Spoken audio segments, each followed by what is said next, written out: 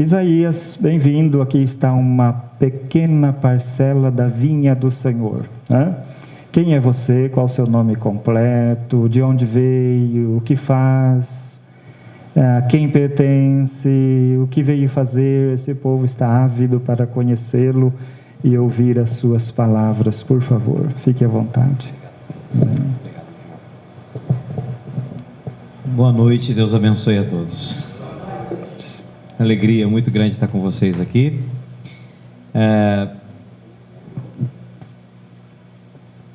Saber que existe um grupo que deseja viver ou que está vivendo um chamado especial de Deus, respondendo a um chamado especial de Deus, nesse caso de vocês aqui, como apostolado eucarístico da misericórdia, é sempre algo muito especial e enche o nosso coração de esperança, né? Eu tenho, meu nome o padre já falou, Isaías de Souza Carneiro, sou da família Souza e Carneiro. Eu tenho 49 anos de idade, completados agora no último dia 28 de fevereiro. Sou casado há 15 anos com a Patrícia, e nós temos uma filha, a Isabel. E eu dedico a minha vida, faz 30 anos, ao Evangelho. Eu gastei toda a minha juventude e depois a vida adulta, e quero gastar até os meus últimos fios de cabelos brancos para o reino de Deus, porque eu herdei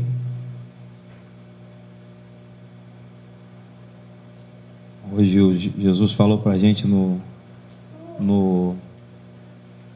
Evangelho, em uma parábola em que os vinhateiros matam o herdeiro, né? A herança é sempre uma coisa muito importante. Herança é algo que, quanto mais valiosa ela for, mais ela nos coloca em situação de muita responsabilidade. Eu herdei do meu avô Saul, do meu pai Josias, também da minha mãe Ana, essa paixão pelo reino de Deus. E eu comecei a viver isso em 91, viver essa experiência em 91 de maneira mais objetiva. Mas quando eu conheci a minha esposa em 1999, quando nós começamos a namorar, em 99, ela me conheceu já tendo feito experiências missionárias pelo Brasil, algumas delas aqui na região, Araruna,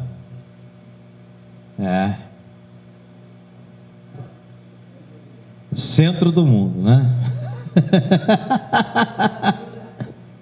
Centro do mundo, é ali que acontece tudo.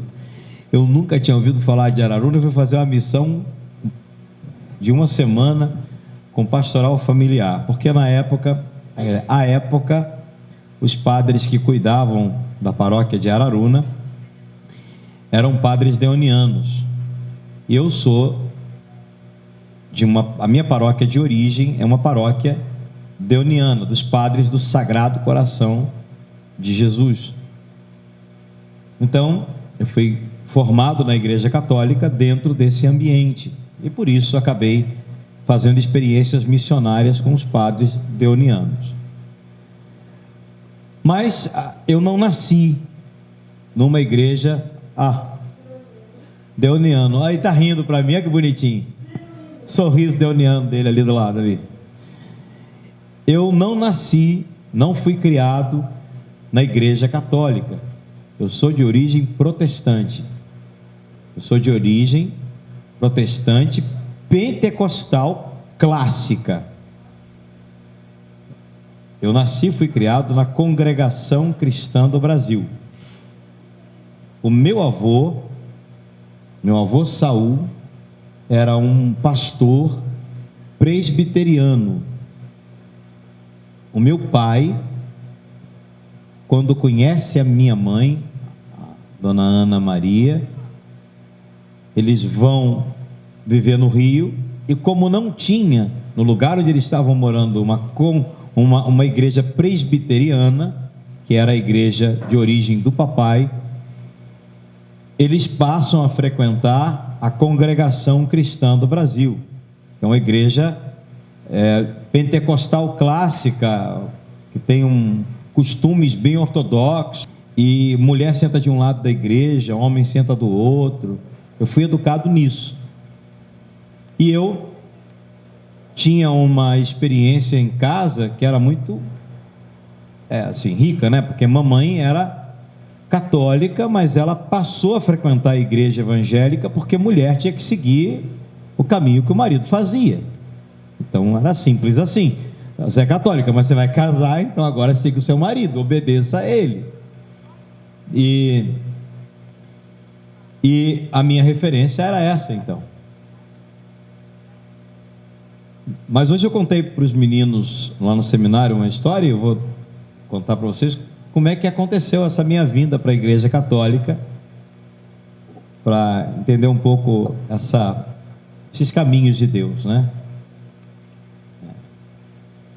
A gente tinha como a maioria dos meninos, a gente não era diferente, a maioria dos meninos no Rio de Janeiro, para ajudar a manter a casa e para ajudar também a compra do material, da escola, de tudo, ajudava a trabalhar, para o orçamento dar aquela encorpada no orçamento. Aí a gente trabalhava, ia lá, comprava livro, comprava caderno, né? E essas coisas que iam ajudando no orçamento de casa. E eu tinha um grupo de amigos com quem eu saía para trabalhar, para vender picolé, sorvete na praia, para vender bala no trem. Quando não tinha sol, ganhava dinheiro vendendo bala no trem, E tinha um grupo de amigos com quem minha mãe deixava eu me relacionar. Minha mãe e meu pai eram muito rígidos. A gente estava na rua e tudo, trabalhando, fazendo essas coisas, mas não era com qualquer um, não. E essa molecada jogava bola junto no sábado à tarde. Tinha aqueles momentos que a gente ficava perto. Na frente da minha casa morava uma senhora com o nome de Dona Maria. E a Dona Maria, que morava na frente da minha casa, ela tinha na casa dela um presídium. Vocês sabem o que é presídium? É o grupo das Filhas de Maria. As Filhas de Maria, movimento da Igreja Católica, antigo, lá, primeira metade do século XX, até hoje tem Filhas de Maria, usam a fita azul, não é isso? E tinha esse grupo das Filhas de Maria, do Presídium, Eles se reuniam, aquelas senhoras se reuniam no sábado à tarde, na casa da Dona Maria da frente. Sábado à tarde era a hora do futebol. A gente sabia que tinha acabado a reunião das Filhas de Maria, do presídio, na casa da Dona Maria, porque a gente sentia o cheiro do bolo e dos quitutes que ela fazia. E aí eu puxava a fila da molecada que ia comer doce na casa da Dona Maria, no dia do encontro da reza do terço das Filhas de Maria. E tinha uma outra Dona Maria que vivia do lado esquerdo da minha casa, esposa do seu Mário, que a gente chamava carinhosamente de Mãe Gorda. Os detalhes aí é autoexplicativo, né? Ela era uma senhora grandona, mas ela era um coração doce, e ela era evangélica.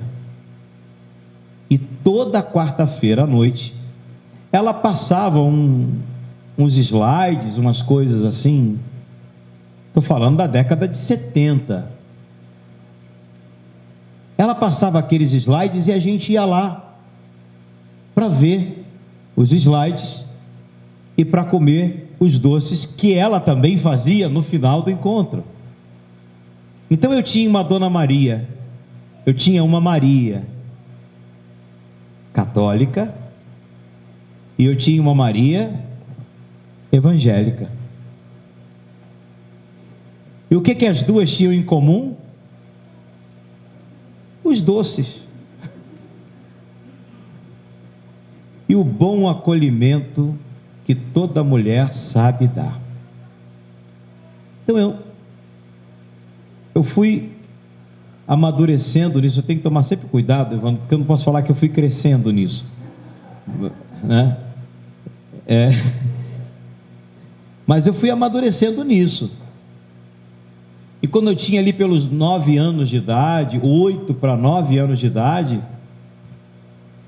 fui chegando àquela idade ali, os meninos começaram a falar que eles começaram a incluir na conversa. A gente começou a saber dos meninos que estavam fazendo a festinha em casa da primeira comunhão.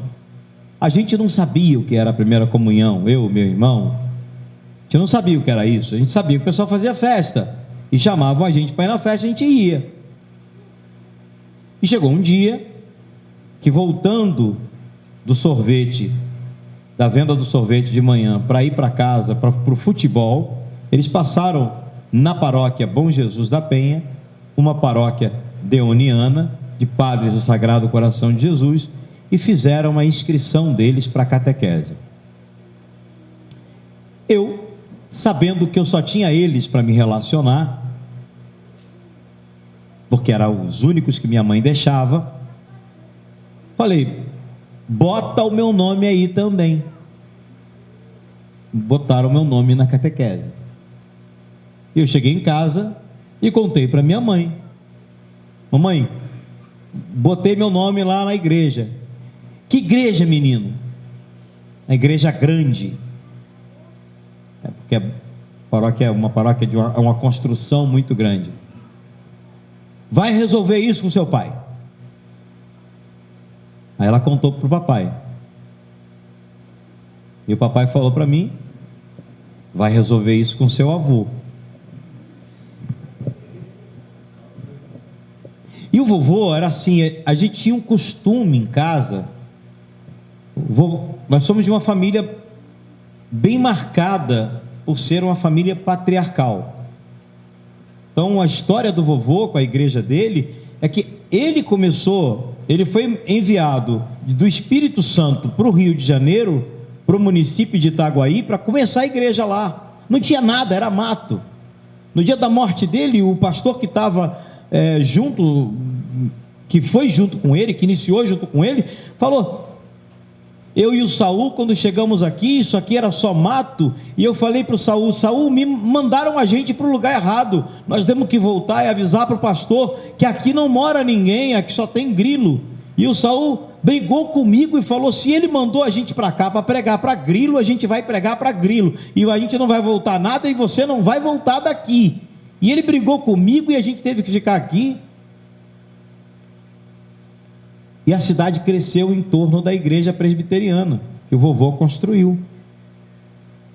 O vovô morreu em 2003. Quando a comunidade Coração Novo, a minha comunidade, fazia o seu primeiro retiro, no mesmo final de semana. E a palavra que a gente pregou naquele retiro, Padre Primão, que a gente pregava naquele retiro, era: se a semente que cai na terra não morre, ela não pode gerar fruto. E o vovô morria naquele final de semana. Foi um grande sinal de Deus para nós. Mas o que aconteceu com o vovô? O vovô formou aquela igreja, formou aquela comunidade presbiteriana, e como a gente morava no Rio, a 60 quilômetros da igreja, a gente frequentava a igreja lá no Rio, como eu falei para vocês, né? Aonde o papai estava morando, onde a gente morava com o papai e com a mamãe. E uma vez por mês, e um domingo por mês, a gente tinha que ir. Assim como todos os filhos iam um domingo por mês na casa do vovô, ia no culto com o vovô, e depois ia em casa para poder almoçar com o vovô. O vovô não abria mão disso. Acontece que o vovô não fez o vovô não fez 5, o vovô não fez 10 filhos, o vovô fez 21 filhos.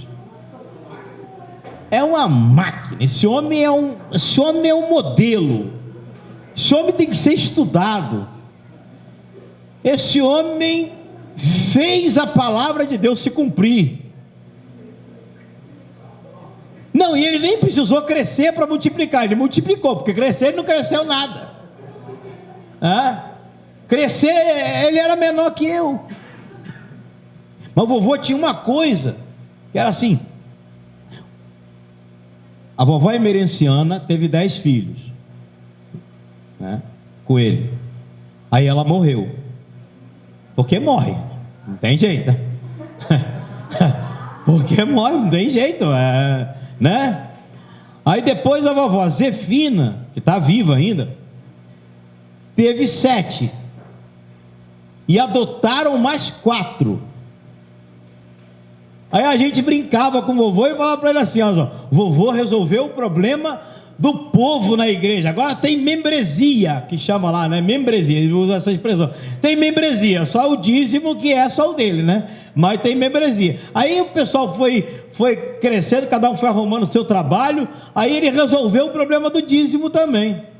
O vovô foi esperto, a igreja cresceu, que era uma maravilha, o pessoal via o vovô cheio de filho, aí fazia filho pra caramba também. Quem fez menos filho na família foi meu pai, que fez 3. Tem um outro tio que tem 10, tem outra que tem 7 meninas. Aí no último domingo do mês, ia todo último domingo, terceiro domingo, agora não lembro mais, ia todo mundo lá para o culto. Saía cada um das suas casas 3, 4 horas da manhã, dependendo de onde saísse. Lá nós, por exemplo, a 60 quilômetros de distância, tendo que pegar 3 conduções, saía 3, 4 horas da manhã para chegar às 7 no culto. E o vovô não admitia atraso. 15 para as 7 nós estávamos na porta da igreja. Participávamos do culto. O vovô chegava e não falava com ninguém, nenhum dos filhos nem netos. O foco dele era ir preparar o culto, ele era o presbítero. Aí o vovô entrava, não conversava, nem cumprimentava ninguém. Entrava e focava no culto e fazia o culto. Terminava o culto, aí ele conversava com o pessoal da igreja. Eram as conversas sérias, ninguém podia ficar metido naquelas coisas, não. As crianças correndo lá, esperando a hora de ir embora, e todo mundo sabia a hora de ir embora. Não é porque o vovô chamava, não, era porque o vovô falava só assim: Zefina, minha avó, a Zefina, falava Zefina, a Zefina já ia, ficava do lado dele, e saía os doisinhos, um do lado do outro, e todo mundo via que ele estava saindo. Seu avô está indo, seu avô está indo, seu avô... E daqui a pouco os pais tinham pego seus filhos, ia o vovô e a vovó Zefina na frente, uma caminhada de mais ou menos uns 3 quilômetros, 2, 3 quilômetros, o vovô e a vovó Zefina na frente, na estrada de chão, os nossos pais iam depois deles, próximos dele ali, mas depois ninguém passava na frente do vovô e da vovó, a molecada corria lá atrás. A gente sabia naturalmente que não podia andar na frente, porque o vovô tinha deixado uma coisa implícita para a gente: pai e mãe são responsáveis pelo pastoreio. Os pastores da casa andam na frente do rebanho. Qualquer criança que você perguntasse até hoje na família sabe disso. Então era natural, ninguém falava assim: não corre na frente do seu avô. A gente sabia que o couro ia comer se a gente fosse para frente, então a gente não ia, a gente simplesmente não ia. A gente aprendeu que não era. E quando chegava na casa do vovô, ele tinha uma poltrona vermelha, velha, rasgada no meio, ele sentava naquela poltrona e cruzava as perninhas dele, os canicinhos dele. Vovô era bem engraçado, a gente zoava com ele, a gente ria do vovô, né? A molecada ficava fazendo piada, mas longe dele, porque a gente, perto dele, a gente sabia que o negócio era mais sério. Então o vovô tinha uns orelhão assim, bem grandão, e a gente falava: olha, o vovô tá brabo. A gente sabia que o vovô estava brabo, porque quando ele mexia, ele enrijecia demais os músculos assim, a orelha dele mexia de tão grande que era. A gente sabia que o vovô estava brabo. Então a gente ficava na expectativa, porque como é que acontecia? O vovô chegava, sentava naquela cadeira e filho por filho dele ia cumprimentar ele, pedir a bênção. Era ali que ele abençoava todo mundo. E cada filho ia com seus filhos. Todo mundo pedia a bênção para o vovô. Ele ficava sentado lá. E quando tinha alguma novidade de alguém, aí ele tinha uma conversa mais no particular. Chegou no determinado domingo, que a novidade era minha. A novidade era minha. E isso acontecia assim. Meu pai normalmente tinha, quando acontecia alguma coisa diferente, o filho ia lá e falava: papai, olha, está acontecendo isso lá em casa, tal. E aí ele ajudava a equacionar, né, alguma coisa, dar algum conselho, tal, se tinha alguma coisa diferente. Senão ninguém ia procurar ele, não. Só ia lá na hora de pedir a bênção mesmo. Cara, imagina, a gente pra caramba, né? E aí, naquele domingo, o vovô já tinha conversado com o papai, olhou para mim e falou: você está indo para onde? Eu falei: estou indo para a igreja grande. Qual é a igreja grande? É aquela igreja lá que o pastor usa uma roupa diferente. Era o padre, né? Não sabia. E o vovô me falou assim: olha, você vai para onde você for, mas não tira os olhos do referencial. O vovô não falava isso só para mim. Toda vez que ele tinha alguma coisa, algum conselho para dar, normalmente ele falava no não tire os olhos do referencial. Só que para mim isso caiu de uma maneira diferente. Isso mexeu comigo. E eu naquele momento não sabia o quanto, porque eu era um menino. Eu fui descobrir o quanto isso mexeu comigo na minha juventude. Eu comecei a entender que eu precisava dar mais de mim para o reino.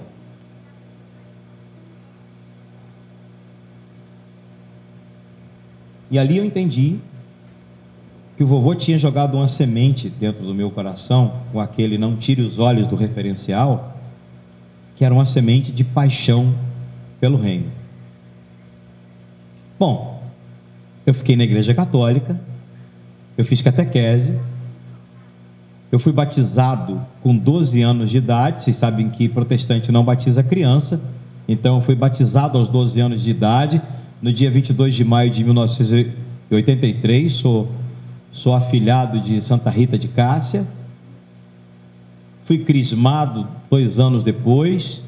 Nesse período participei da perseverança, como muitas crianças participam na igreja. Depois fui para o grupo de jovens, e em 91 estava começando as primeiras experiências missionárias. E desde então, é ali em 91 que eu demarco o meu desejo a minha paixão pelo reino, a minha paixão pelo evangelho, a minha paixão pela igreja. E aí eu começo a caminhar até que em 2002 nasce a comunidade Coração Novo, que nasce a meu contragosto, porque eu não queria uma comunidade na minha vida, porque eu entendia que eu já evangelizava, eu já trabalhava muito pelo evangelho, e uma comunidade só ia atrasar a minha vida, porque eu sempre fui apaixonado pela missão, por sair, por ir até os lugares, pregar. Tive experiências com índios. Eu trabalhei com muita coisa que não dá nem para ficar narrando aqui, mas só para você ter uma ideia. Eu morei desde com populações indígenas no Brasil. Eu fiz experiências, desde com populações indígenas, passando por populações ribeirinhas, até trabalhar com o Padre Zezinho e abrir os shows dele. Durante um ano e meio, um ano e meio, 98 ali, metade de 99, alguns meses de 99. Padre Zezinho, que vocês conhecem, cantor. Ele me chamou e eu fui lá. Então, eu fiz de tudo, eu fiz muita coisa. E essa liberdade de poder sair, de poder anunciar, de poder pregar, isso sempre encheu o meu coração de alegria. Isso sempre me realizou como pessoa, como homem. Por isso, para mim, encontrar uma pessoa que quisesse se casar comigo era um grande desafio. Porque a minha mulher, é ela quem trabalha fora lá em casa. É ela quem leva o dinheiro para dentro de casa. Eu não tenho rendimentos.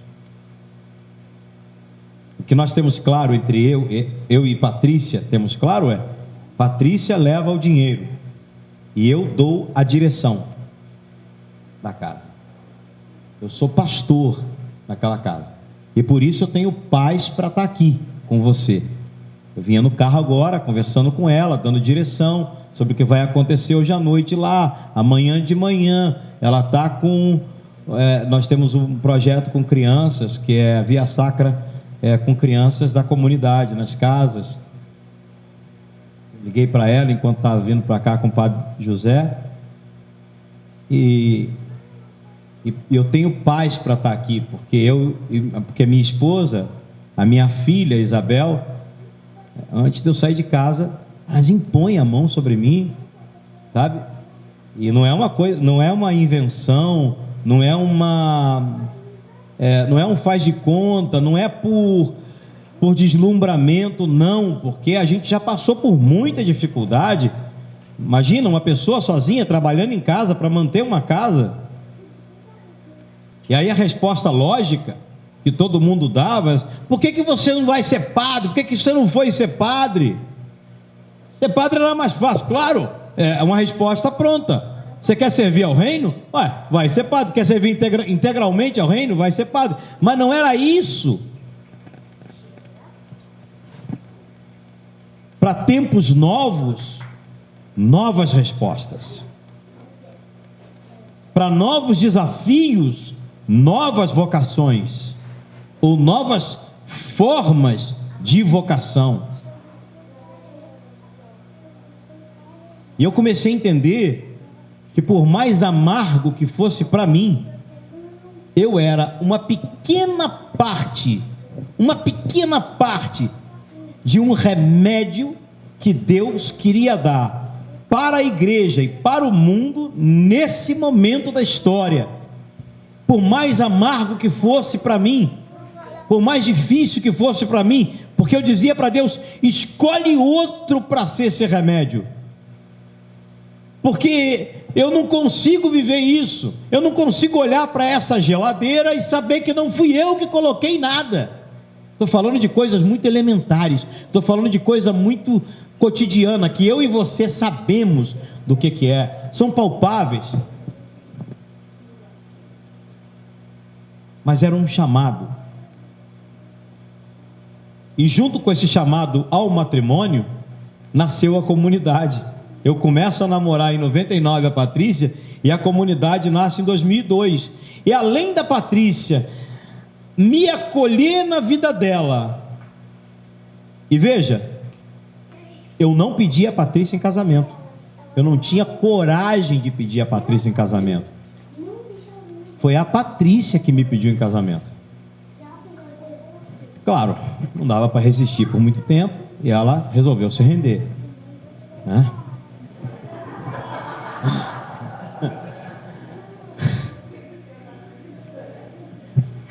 Vocês um dia conhecerão minha esposa, vocês vão ver, ela vai contar isso para você, ela vai dizer assim: de fato eu não resisti, foi muito...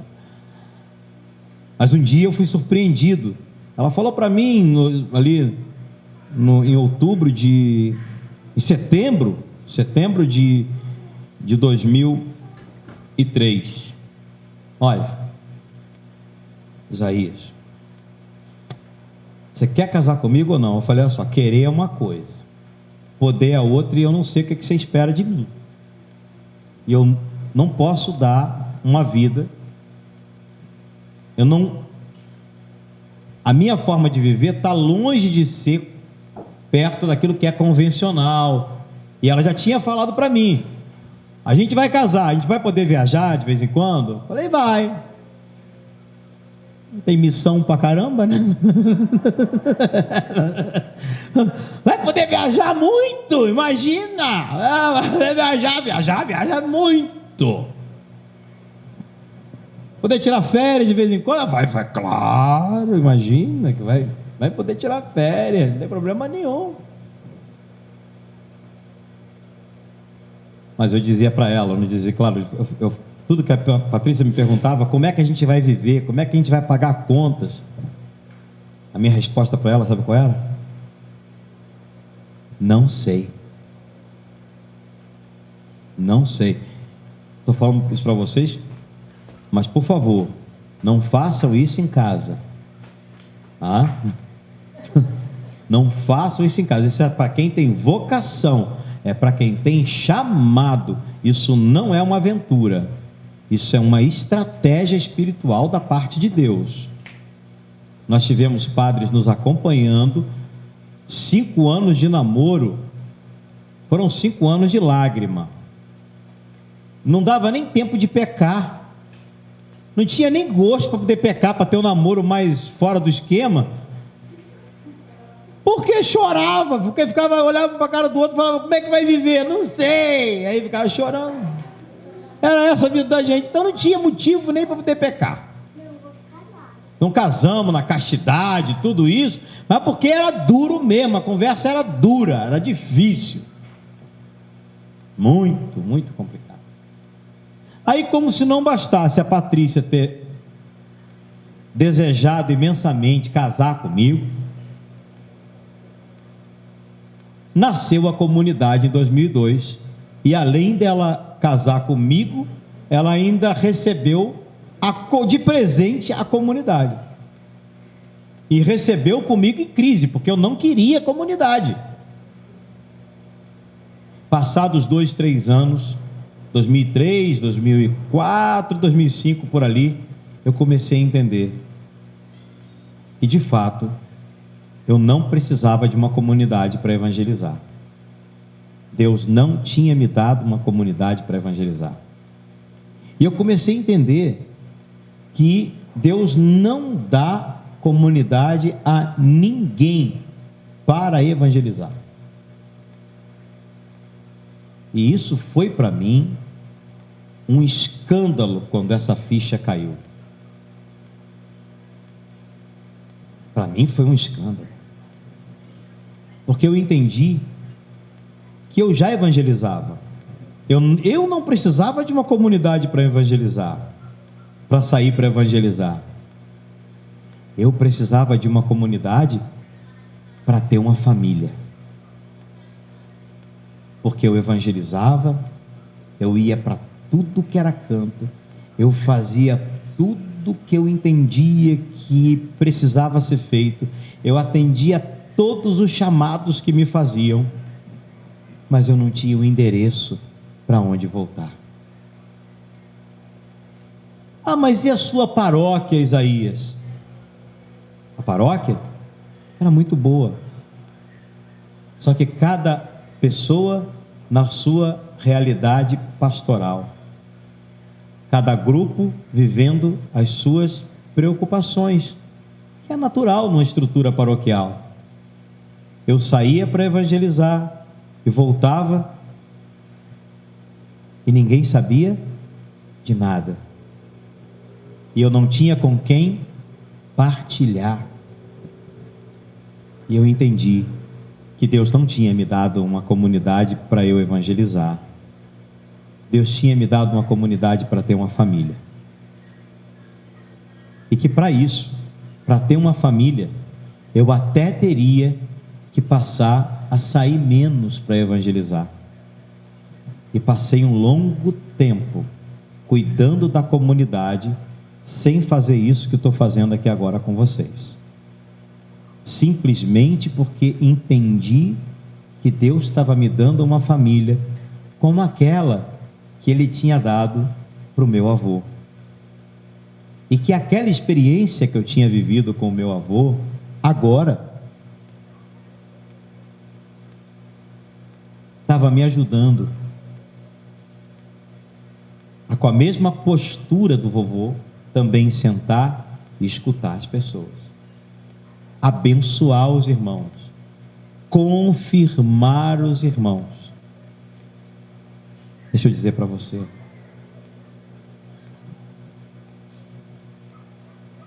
a igreja se realiza, a igreja só se realiza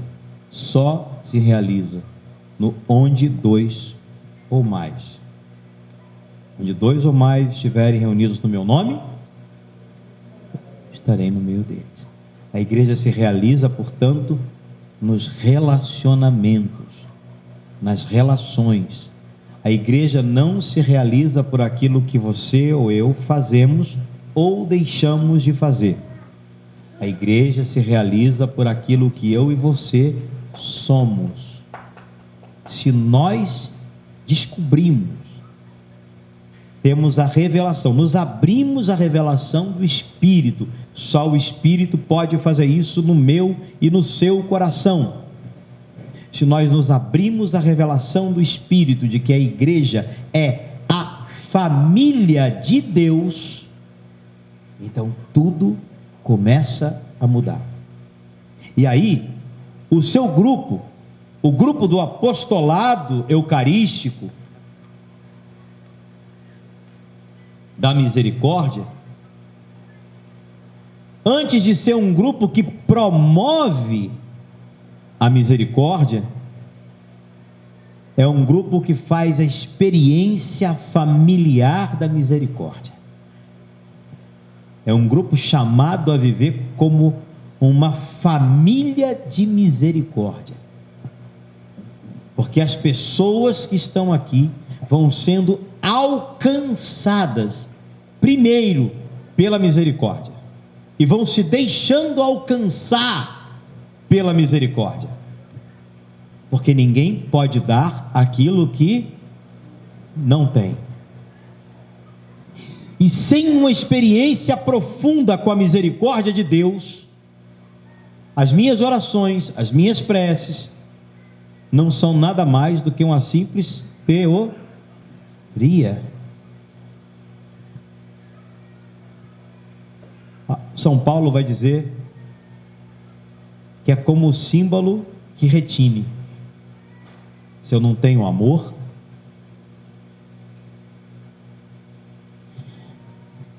eu estou muito feliz de poder passar esses dias com vocês, e o que nós vamos compartilhar, que eu tenho para compartilhar com vocês, que eu tenho para repartir com vocês, é essa perspectiva de que a igreja é a família de Deus, e de que vocês estão dentro de um contexto histórico em que, neste momento da história, Deus está fazendo uma obra que não é aqui, não é no Rio, não é no Brasil, é em todo o mundo. Ele está levantando grupos como esse, para os quais Ele deseja se revelar como Pai, para que você se entenda como irmão, como família, e para que você se deixe moldar dentro dessa família, se deixe esmerilhar dentro dessa família. E aqui não importa quanto tempo de vida você tem, não importa quantos anos você tem, não importa o que você já caminhou, o que você deixou de caminhar, existe algo novo que está sendo revelado nesse tempo, para a igreja de Jesus, para a igreja católica. E você, a senhora, o senhor que estão aqui, faz parte, foi escolhido entre o número daqueles que estão recebendo essa revelação. Tem muitas pessoas que estarão nas igrejas, nas missas, mas você foi escolhido entre muitas pessoas para receber da parte de Deus essa revelação. Como é que você recebe isso? Como é que você se abrindo à graça do Espírito Santo? É o que nós vamos procurar fazer nesse tempo em que nós vamos estar juntos aqui. Eu quero compartilhar com vocês um pouco da visão que eu venho com a minha comunidade, com a minha família, amadurecendo, discernindo, né? E quero ouvir vocês também. Quero compartilhar, quero ouvir um pouco das expectativas, dos sonhos, dos projetos de vocês. Olhando para o Evangelho, e para essa parábola, entendendo que nós temos uma responsabilidade, uma herança conosco. A herança, administrar uma herança, traz consigo um preço. Um preço. O preço muitas vezes da incompreensão, às vezes até da perseguição, mas traz um preço. Que pela graça dessa Eucaristia que nós estamos celebrando, pela força dessa Eucaristia, a gente entenda que esse preço não é nosso. Esse preço é o de Jesus e ele já foi pago na cruz.